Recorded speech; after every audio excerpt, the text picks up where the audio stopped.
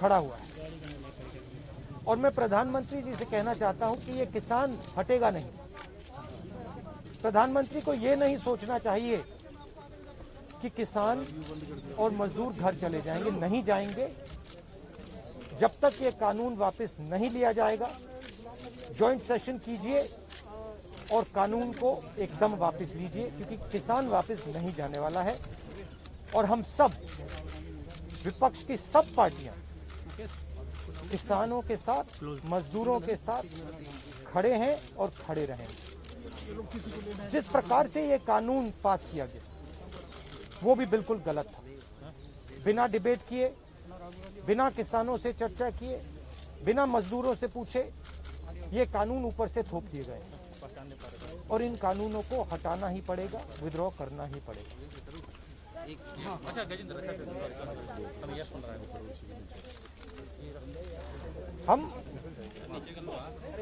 हम 3 लोग राष्ट्रपति के पास गए हैं, बट हम करोड़ों सिग्नेचर्स लेके कैमरा नीचे करो भाई। हम किसान की आवाज राष्ट्रपति जी को तक ले गए। क्या कर रहा है? सर्दी का मौसम है और पूरा देश देख रहा है कि किसान दुख में है, दर्द में है और मर भी रहे हैं। प्रधानमंत्री को सुनना ही पड़ेगा। और मैं एडवांस में चीज बोल देता हूं। मैंने कोरोना के बारे में बोला था कि नुकसान होने जा रहा है। उस समय किसी ने नहीं बात सुनी और आज मैं फिर से बोल रहा हूं, किसान के सामने, मजदूर के सामने कोई भी शक्ति नहीं खड़ी हो सकती। अगर प्रधानमंत्री जी ने कानून वापस नहीं लिए, सिर्फ बीजेपी को नहीं, सिर्फ आरएसएस को नहीं, देश को नुकसान होने जा रहा है। बार-बार बीजेपी पर कहा जा रहा है कि जो किसान बैठे हैं, ये नक्सल हैं, खालिस्तान में विपक्ष ने बरगला रहा है। इस तरह के आरोप लग रहे हैं। देखिए, बीजेपी नरेंद्र मोदी जी का एक ही लक्ष्य है और वो किसान समझ गया है, मजदूर समझ गया है। लक्ष्य है कि उनके आसपास जो 2, 3, 4 बड़े क्रोनी कैपिटल्स हैं, उनके लिए पैसे बनाने का काम नरेंद्र मोदी जी करते हैं। जो भी नरेंद्र मोदी जी के खिलाफ खड़े होते हैं, वो उनके बारे में कुछ ना कुछ गलत बोलते रहते हैं। किसान खड़े हो जाएंगे तो किसान को आतंकवादी बोलेंगे, मजदूर खड़े हो जाएंगे तो मजदूर को आतंकवादी बोलेंगे। एक दिन अगर मोहन भागवत खड़े हो गए तो कहेंगे ये भी आतंकवादी। मतलब जो भी नरेंद्र मोदी जी से सत्ता लेने की कोशिश करेगा वो आतंकवादी। और नरेंद्र मोदी किसके लिए काम कर रहे हैं वो मैंने आपको बता दिया। उनके 2-3 आसपास के क्रोनी कैपिटलिस्ट हैं जिनको वो पूरा का पूरा हिंदुस्तान पकड़ा है। ये रियलिटी है।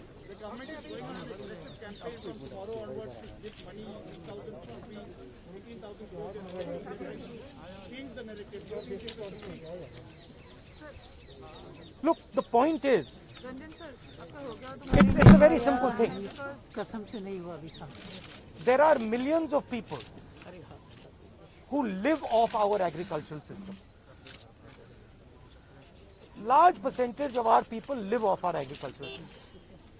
These are laborers, they are farmers, they are small traders.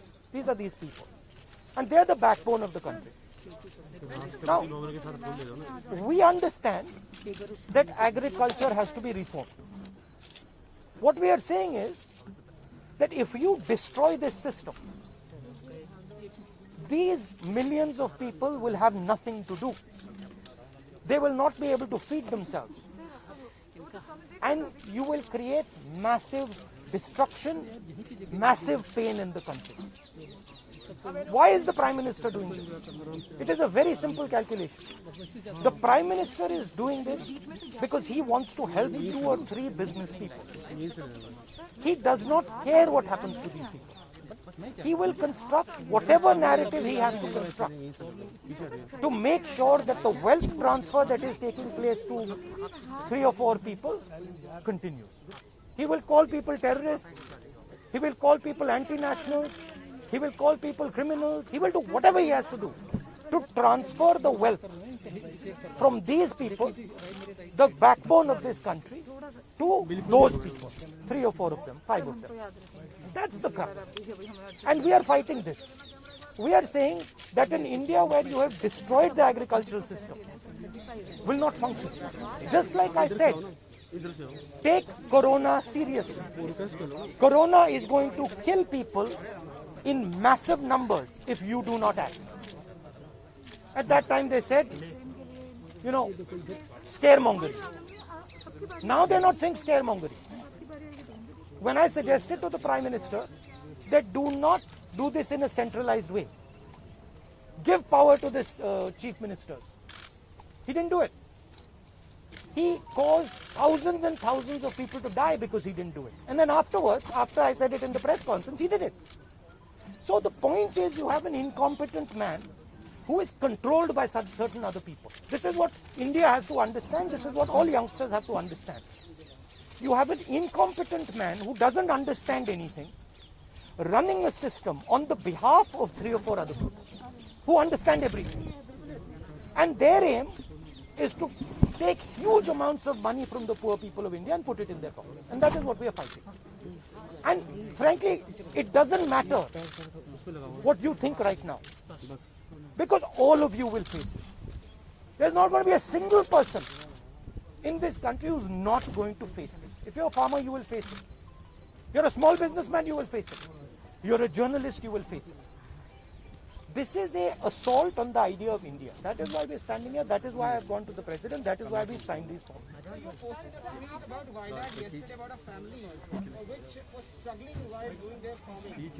But there are several more instances like this. But the BJP is saying that this is just Punjab farmers who are protesting here at the delegate. No other farmer in the country has a problem with that. That's just not true. That is just not true. We are not allowed to go out. We are not allowed to go out of the ICC office. The police stops us from going out. Why don't you let us go out? Why don't you let me go and tour in the states? See what happens. Every single farmer of this country, every single labor of this country stand up. But आप police लगवाते हो, हाथरस जाते हो, arrest करते हो, AIC से हमारे MPs को बाहर नहीं निकलने देते हो, और फिर कहते हो कि भैया मतलब सब कुछ ठीक है. और Prime Minister needs to realize that there is a limit to this. आपने थोड़ा सा करना है, आपने 2-3 लोगों की मदद करनी है, थोड़ा सा करना है, आप कर सकते हो. बट जिस प्रकार से नरेंद्र मोदी कर रहे हैं, मैं फिर से दोहरा रहा हूं, हिंदुस्तान के किसी भी युवा को रोजगार नहीं मिलेगा. सारे छोटे बिजनेस, सारे मिडिल साइज बिजनेस खत्म हो जाएंगे.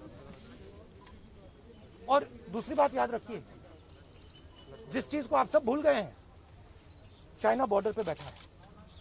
चाइना ने हिंदुस्तान की हजारों किलोमीटर जमीन छीन ली है. प्रधानमंत्री उनके बारे में क्यों नहीं कहते? उसके बारे में चुप क्यों है? तो मेरा कहना है कि पूरा का पूरा कॉम्बिनेशन बन रहा है. एक तरफ आप अपने सिस्टम को तोड़ रहे हो, आप अपने लोगों को लड़ा रहे हो, आप अपने किसान को मार रहे हो, मजदूर को मार रहे हो, और दूसरी तरफ बाहर से फोर्सेस देख रही हैं, कह रहे हैं कि बहुत अच्छा है, नरेंद्र मोदी हिंदुस्तान को कमजोर कर रहा है और हमारे लिए अच्छी अपॉर्चुनिटी बनने जा रही है. मैं देश को बता रहा हूं, मैं वार्निंग दे रहा हूं कि आप देखिए क्या हो रहा है. और मैं आपको भी कह रहा हूं, प्रेस वालों को भी कह रहा हूं, मैं समझता हूं कि आपको सैलरी मिलती है और आपके लिए बहुत मुश्किल है. मैं समझता हूं बात, इसलिए आप नहीं कह पाते हो जो आपको कहना है. मगर आपके देश को, हमारे देश को बहुत जबरदस्त नुकसान होने वाला है.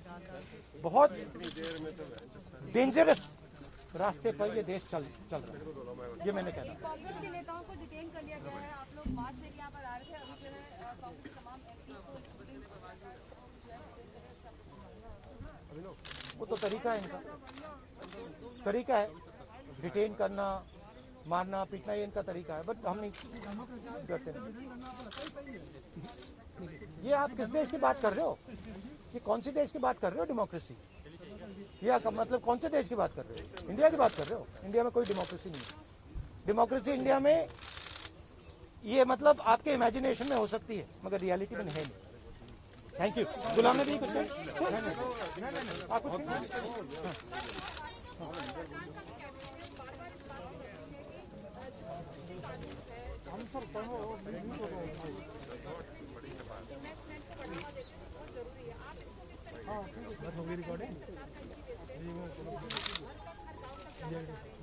सवाल ये है इन्वेस्टमेंट कौन करेगा और इन्वेस्टमेंट का फायदा किसको मिलेगा? सवाल ये है। नहीं सुनिए, सवाल ये है कि हिंदुस्तान के एग्रीकल्चरल सिस्टम में कौन इन्वेस्ट करेगा और कौन पैसा बनाएगा? हिंदुस्तान के एग्रीकल्चरल सिस्टम में आज तक किसान ने इन्वेस्टमेंट किया है, मजदूर ने इन्वेस्टमेंट किया है। ये जो जवान हमारी सेना बॉर्डर पे खड़े हैं, इनके माता पिताओं ने किया। इन्वेस्टमेंट ये करते हैं और रिटर्न किसको मिलता है? रिटर्न 2-3 उनके उद्योगपति मित्रों को मिलता है। ये पूरा देश जानता है, पूरा देश इस बात को समझता है कि इन्वेस्टमेंट हम करते हैं। बहुत दूर खड़ा है, लॉक कर दूं? आपके माता पिता क्या करते हैं? गुलाम नबी साहब बहुत दूर खड़े हैं। आप एग्रीकल्चर फार्मर थी, अब आप जर्नलिस्ट है ना, तो आप जानते हो कि आपके फादर ने इन्वेस्टमेंट किया या नहीं? अरे मैं आपसे पूछ रहा हूँ, आप देश की महिला है, ठीक है आपके पिता ने इन्वेस्टमेंट किया ना? मदर फार्मर है, उन्होंने इन्वेस्टमेंट किया ना? किसके लिए इन्वेस्टमेंट किया? क्या इन 2-3 लोगों के लिए इन्वेस्टमेंट किया, या आपके परिवार के लिए किया, आपके एजुकेशन के लिए किया, आपके स्वास्थ्य के लिए किया, आपके स्वास्थ्य के लिए किया, आपके एजुकेशन के लिए किया? मगर ये जो 2-3 बिजनेसमैन उनके लिए तो नहीं किया ना। तो सवाल यही है, इन्वेस्टमेंट कौन कर रहा है? आपके माता पिता ने किया, करोड़ों किसानों ने किया, और रिटर्न किसको मिल रहा है?